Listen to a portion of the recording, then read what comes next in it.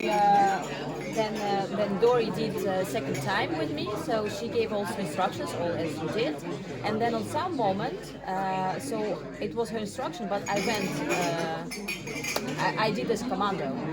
So I was thinking that it was a commando, but it was an instruction. So I went quicker there. Somehow. Okay. So like, the instructions weren't clear enough, probably. Because if you thought it was something else, right?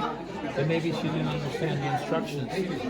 So we were doing it the second time, Yeah. and she was explaining me, so like, and in a moment I'm going to ask you to clap into your hands and then to drop, and in that moment she was explaining, but then she said it, I didn't. Okay, So, excellent.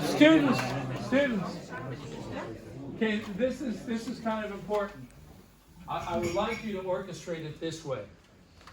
Set up the method through the instructions. At least the first time, and you're showing them. Then you're having them practice just this. Just so you know they can do it.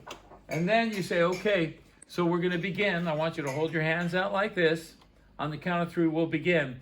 And then you can say you'll move your hands in and out very fast. You can even be doing it to show them.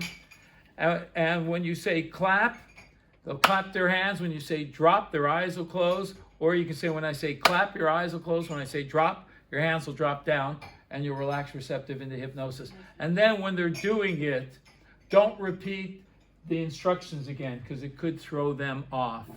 Even though sometimes I do it as almost like an expectancy, almost like upping the ante, creating a little bit of activity in their mind, thinking, oh man, now he's saying it, I got to listen to that, I'm doing this and everything. So it's almost overloading. But for right now, as we're doing this, just make sure they understand the instructions. You understand the instructions.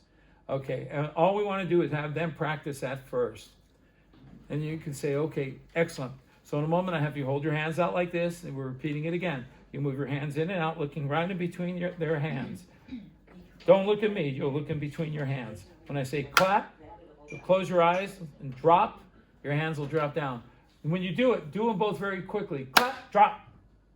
Okay? Don't say clap and then prolong it and wait, because that's going to break the flow of it. Clap, drop. Make sense? Okay, so this time we're practicing without the little bit of a tug, without helping them physically. But I want you to explain it that way. Same people who have been doing this. Same people. Now we're doing it, but we're not invading their territory.